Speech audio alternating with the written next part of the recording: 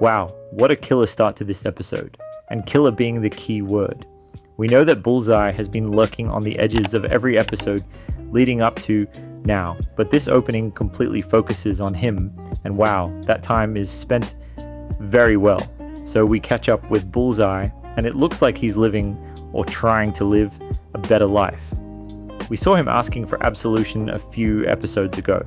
He obviously wants to turn over a new leaf, but he's going to do it in a very different way to most people. So we catch up with Benjamin Dex Poindexter, trying to live a normal life, being kind to his neighbors, looking after himself, keeping a very strict regimen, which is really the only thing that keeps him in line. But then what he does is he ends up going across the road, goes into a diner, and basically sits down. It looks like he's just going to enjoy a nice breakfast. He orders a milkshake and then ends up calling the police and reporting that the Punisher has entered the diner where he's at. Again, I love that they're bringing the Punisher into the series. Again, even though we know he's not going to appear here, but having him mentioned keeps that nice connectivity through the series. But anyway, this is obviously a ploy to get Fisk's task force to turn up, which they do, and promptly all hell breaks loose, as you can imagine. But it is that organized chaos that only Bullseye can create, with the way that he makes use of every little thing around him. Any kind of object becomes a deadly object around Bullseye, and the way that they show that in this opening scene is really cool, really gruesome, and just really kick-ass. There's forks and knives flying, as you can imagine. Toothpicks being shot out of straws. No one is safe, and it's just awesome. I also really like how they're leaning into the fact that, yeah, he is Bullseye. That's what people know him as. That's how people know him. And he even leaves the Bullseye logo at the scene as he leaves, telling people that he's one of the good guys. Really interesting. What is going to happen with this character from here? Because what a statement he's making in the opening of this episode. We get another Fisk mock video from BB, talking about the explosion of the Northern Star, and also alluding to Fisk's that boxing match that's coming up, which I think might be taking place in this episode. These BB cutaway segments have obviously become a staple of the show. So far, I know I've said in previous episodes that I'm still not the biggest fan of how they interrupt the flow, but you know what? I'm getting used to it now. It's fine, it's not the worst, and I can see the point of it. Now we move on to seeing Matt and Karen with Jack Duquesne, the swordsman, and Angela Del Toro's mother, Soledad Del Toro. So Matt is still dressed as Daredevil, he's with Swordsman, and they've obviously just come back from rescuing them in the last episode. And the Swordsman has this nice little conversation with Matt about basically telling him that he's a symbol now. He's a symbol of hope for the city. He's not just a hero or a vigilante. He's a symbol of what the city could be in its fight against Fisk and the task force. Really nice moment. We get another nice moment with Angela talking to Daredevil and basically saying that she wants to help, and Daredevil seemingly inducts her into the street-level vigilantes. They don't really have a name at the moment, but it's almost reminiscent of Tony Stark inducting Peter Parker into the Avengers in Infinity War. Nice little moment. I'm still really looking forward to seeing more of Angela and what she can actually do with that tiger pendant. The captain of the Northern Star manages to find Matt and Karen and the gang and is able to pass on some information to them about Fisk's plan. Karen and Matt figure out that the boxing match that Fisk is planning, which is actually taking place in Matt's father's old boxing gym, is a setup to capture Bullseye. Again, I like how the show is constantly showing Fisk as this strategist, always thinking a few steps ahead, trying to get things to turn out in his favor. It's not just about his brute strength or brutality, it's his intelligence and cunning, which is what makes him so dangerous. Now, a plot that I'm not too sure about, or not sure how I feel about, is the ongoing relationship between Matt and Karen. I was never the biggest fan of them together. I've always been more of a Matt and Elektra kind of guy. But seeing them back together and professing their feelings for each other in this episode just feels strange to me. guess they're kind of always the two people that are meant to be for each other. But yeah, I don't know. I'm not completely sold on it. Maybe that's just me. Maybe I just want to see Elektra come back. Mr. Charles showing up again really makes his presence felt. God, this is a really fun character. Just chaotic and a real polar opposite to how Kingpin is. And they have this exchange where it's basically a measuring contest going on. It's just interesting to see how both characters work and how they play off each other. He's definitely not trying to bow down to Kingpin, and Kingpin is definitely not trying to have any of his nonsense.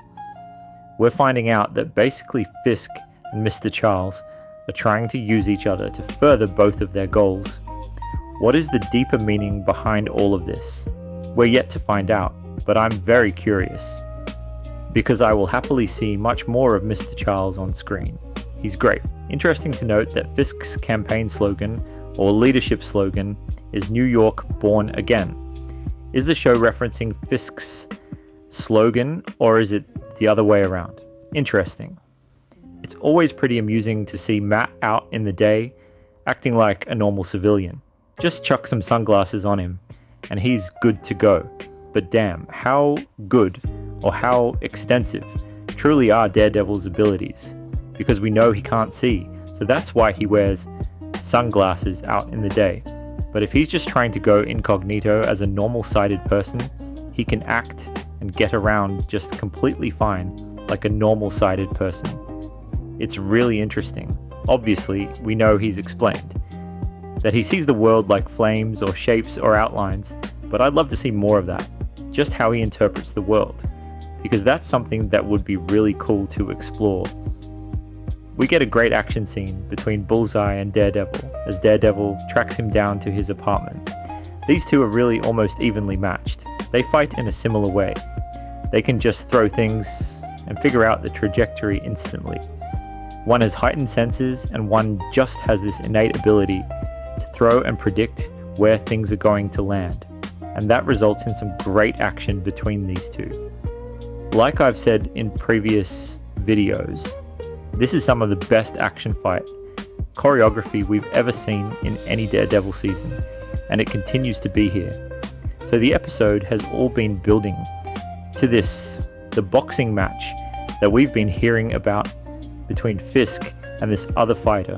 Now, there hasn't been a whole bunch of talk about the reasoning for this boxing match or even the logic behind it, and I'm going to get into that in a second. But the setup is that Fisk is holding some kind of celebrity exhibition boxing match, and it's basically bait for Bullseye for them to take him out. So the boxing match is getting ready to happen. Fisk is getting his team ready, his security ready. We have BB and Daniel inserting themselves into the scene as well, as they've come to watch the match, and the less said about them, the better. But yeah, this boxing match, I have some serious questions about the logic behind it. How does this work? Is this an exhibition match?